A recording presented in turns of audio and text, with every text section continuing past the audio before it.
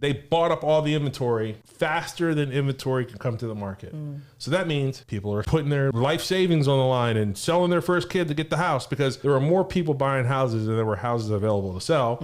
Supply and demand. Demand goes through the roof. Supply is down. People spend a bunch of money. You can't get mad if somebody offers you 50 grand less on your house and you turn around and do it to somebody else. That's what's going to happen. But that's just the thing. You can't get mad. It ain't personal. People are trying to buy property. They're trying to get it at a discounted rate.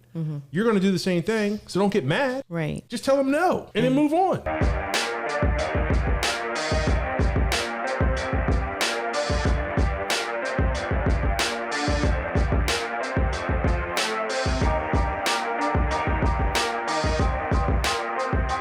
Hey, everybody. How are you today? This Good is afternoon. Sarah. Gerard here. How are you? Good. I'm doing good. Good. It's been a busy day. Been a real busy day. Like Getting a lot done. always. Yep. And sometimes you're really busy and you don't get anything done, right?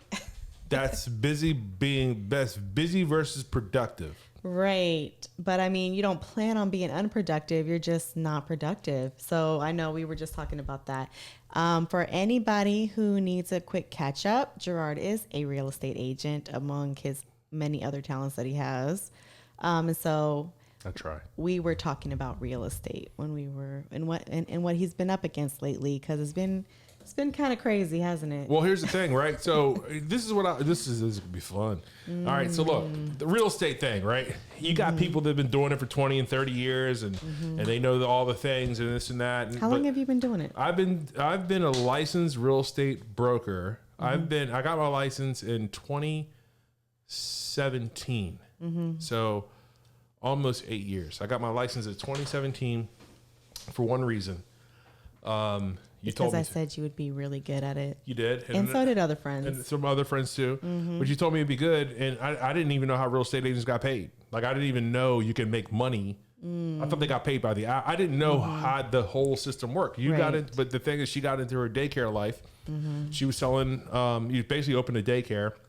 Our kids were in a situation where they were going from, they were getting ready to go through the college recruiting process and all this stuff. And I was working in a distribution center and I needed to get out. I needed to work. I needed a job where I can make money, kind of build my own schedule, things like that. Now, I don't really build my own schedule because sometimes I'm at the whim of a phone call. Right. For the most part, you do. Yeah, for the most part, I get to build my own schedule. So I wanted a flexible job. It's not that I got into it because I had this love for handing over keys and all this stuff like that, but it was mainly I wanted to be able to control my schedule for the most part so I can go where I wanted to go and make money like I did. Yep. So that was 2018. I was still working full time. 2019, we quit. I quit in 2018, October. Right. Yep. And then full time real estate, right? So I got on full time 2019, and I'll just tell you what happened. So I'm a distribution guy, and in distribution, if you do this X times, then Y happens. So I basically went through a training where it said, hey, call this many people, do this many open houses, do this, do that. And then in my first year, we sold 24 houses, my first full-time year. And it really was like it kind of translated back to the warehouse stuff, right? Working with people, helping people get where they need to be, and negotiations, which I've negotiated with the union, and I've negotiated with the companies that I work for. You're just really good at negotiating too, by the way. It's fun, honestly. Yeah. But here's the thing. So 2019. I started running a brokerage in 2019 or so. And then 2020 happened. And it was like, oh my God, what are we doing? Right. And I thought that the real estate was over, right? But then really what happened was I had a really productive year. I sold 30 some houses because people were we're doing stuff virtually. We're doing this and that. So there was always a thing. And then I kind of learned that no matter what happens in life, people will be born and they're going to need a house. People will die. They're going to need to sell a house. People have kids. People will have a divorce. People will get married. There's all these reasons that people want to buy. Life changes. And it doesn't matter what the season is. And it doesn't matter if people have money or not money. Either way, if somebody always needs to sell, I just want to be the one to help them buy or sell whatever it was. So cycles, right?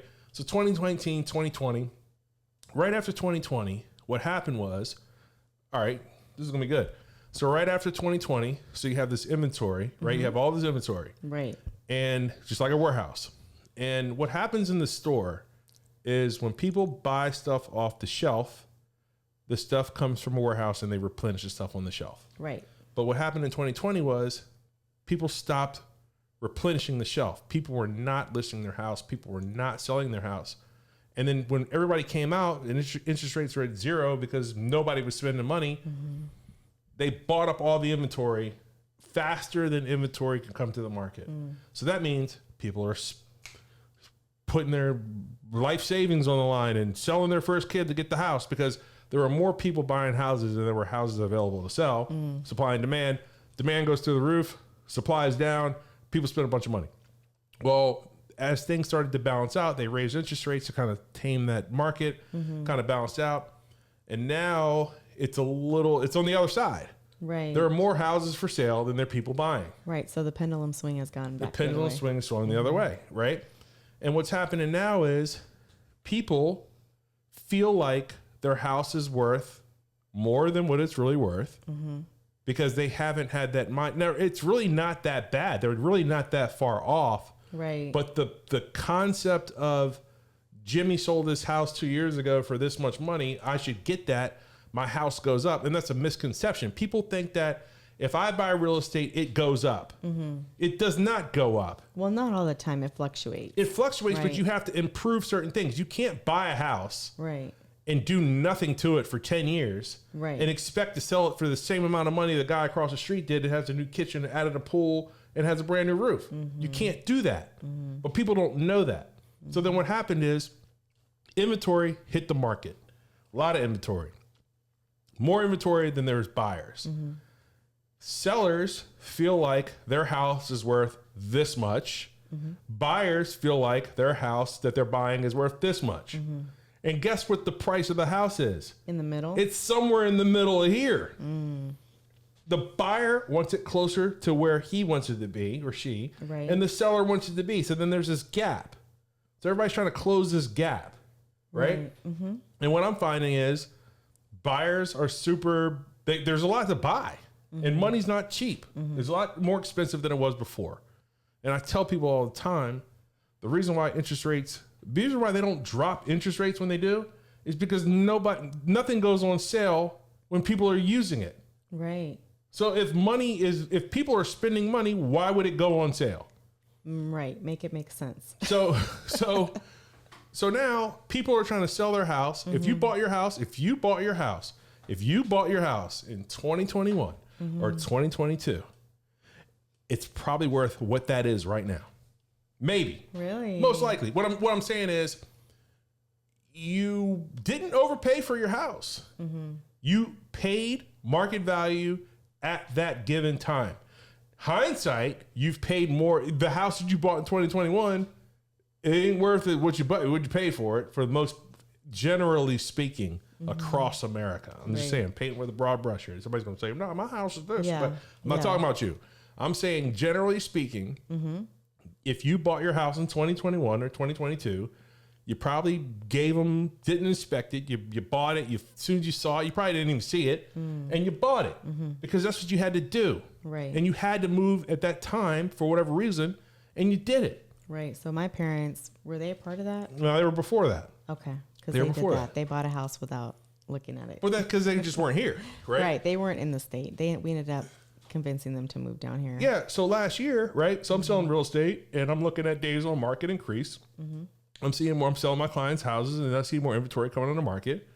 So we owned a house, and we're renting a house. So basically, there's this thing out there saying that all real estate, you gotta own, your equity. But we were driving 40 minutes from our house to our kids' school. 50 minutes.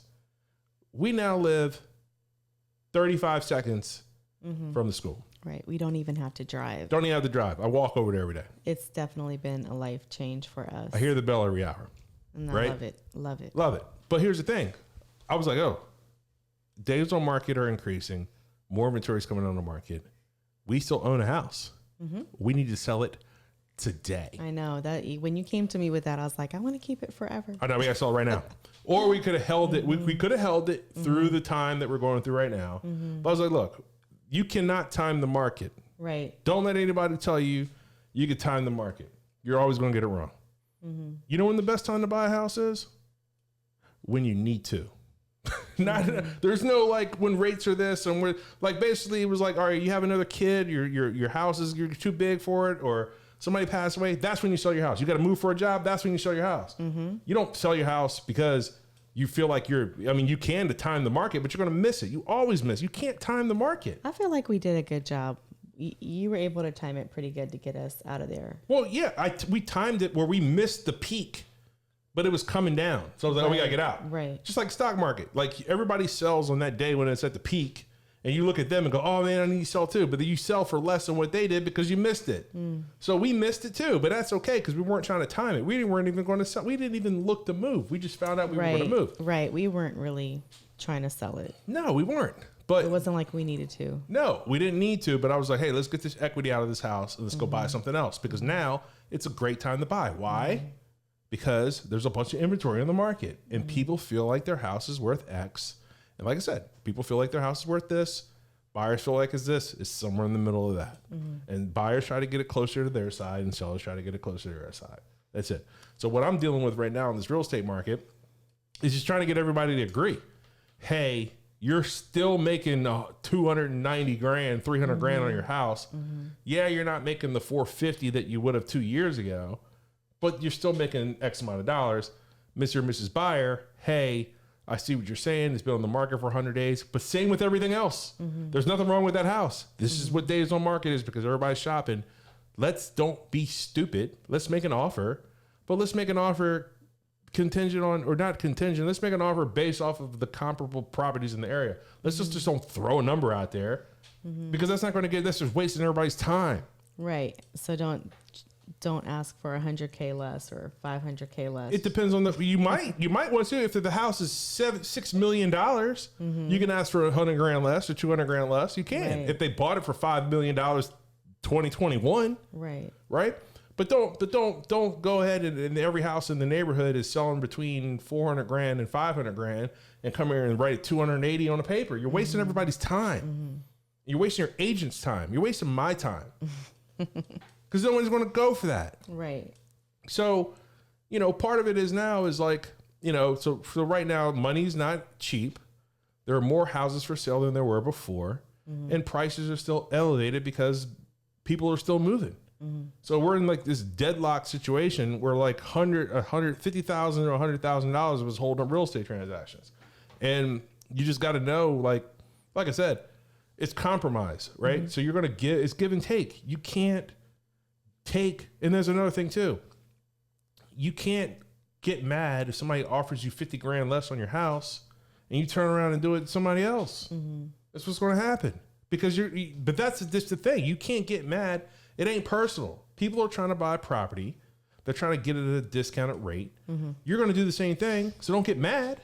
Right. Just tell them no. Right. And then move on. It's okay. Right. So like everything goes in cycles, right? Like I said, so we're basically back in that market prior to 2020. It's just that the problem that I'm seeing is that the shift happened and people aren't adjusting to the shift. They're just thinking like, well, man, my house should be worth X because it goes up every year. It doesn't just go up. You have to invest in the property. You have to maintain it. You have to attach the gutters. You got to paint the house if it needs paint. You got to change the kitchen. I tell people all the time too. If you got a kitchen that is 10 years old or 50 years old, let's just say, if you have a kitchen that's 15 years old or 50 years old, they both got to go. It doesn't matter. Right. So if you updated your kitchen 15 years ago, you might as well have done it 50 years ago because it still needs to be updated. It's still going to cost the same amount of money. So if you didn't put any money into that kitchen and you want to sell your house for $1 million and the guy across the street sold for 1.15, updated kitchen, great landscaping, all these things, your house isn't comparable to that house. So stop trying to compare your house to theirs. Take off all the money you didn't put into it. You can't do that. You have to do, it's called deferred maintenance. You got to maintain your house or it ain't going to be worth nothing. It ain't going to be worth, the dirt. And I think that's one of the decisions we were coming close to is like, okay, if we're going to hold on to this house, we're going to have to make certain updates. Yeah. And I wasn't willing to do it. Right. So because I was like, look, we can take our money, we can cut bait right now in this house and then buy something else. And then that's what we're doing. So we're going to buy something else. Yep. on this side of town because we loved it over there. Yeah. But we're not moving back. Yeah. Ever. I said it on camera. We're not moving back. So yeah, I mean, just to have somebody in their corner like you, I do feel like, you do understand the market.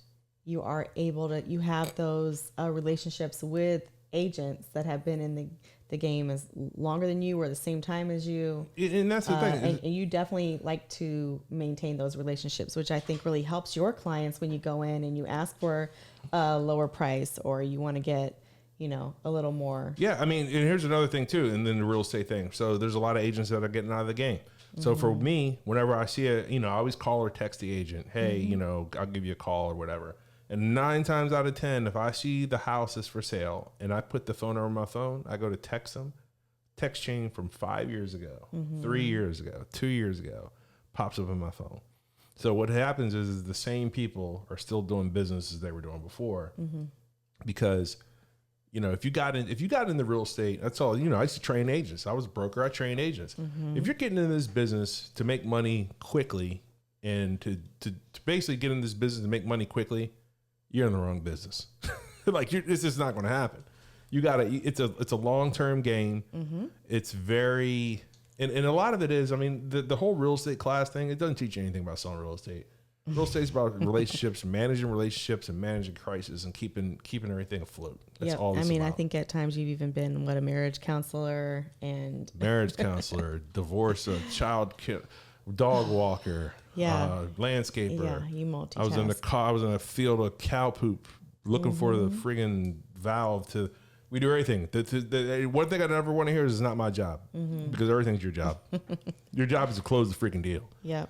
By any means necessary. Yep. And I think that you are really good at that. Like you are able to read people. You understand people really well. And I think that helps you as an agent. I think it helps me on the negotiation side because I tell my clients all the time, and they even get mad. They're like, hey, we should offer this. I'm like, yeah, man, we can do that, but this is what they're going to say. Well, how do you know that? Because if I were their agent, I would say this.